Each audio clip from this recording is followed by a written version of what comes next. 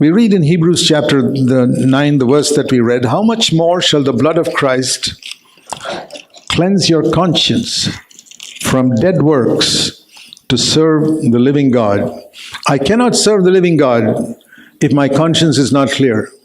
Don't ever think that God will accept your service if there's one thing which is still on your conscience unsettled. There are multitudes of born-again believers, who at least who think they are born again, who got so many unsettled things in their life. They haven't forgiven somebody, they haven't asked somebody's forgiveness, and they think they can serve God. They are fooling themselves. You cannot serve the living God if your conscience is not completely cleansed.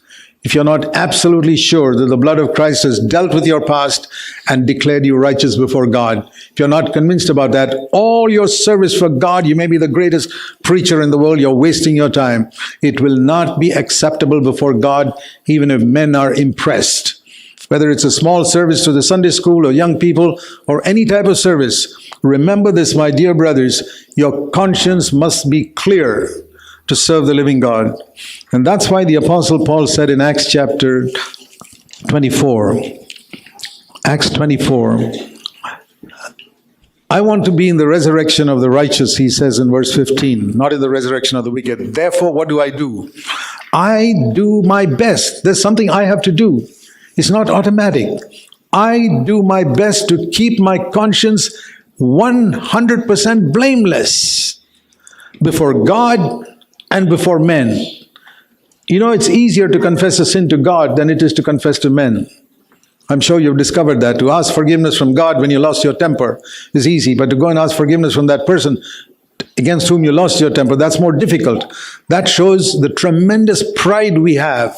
Pride that thinks that we can come before a holy God and confess sin, and we can't come before an unholy person and ask forgiveness. It's a deception. You have not come before a holy God. You have come before yourself.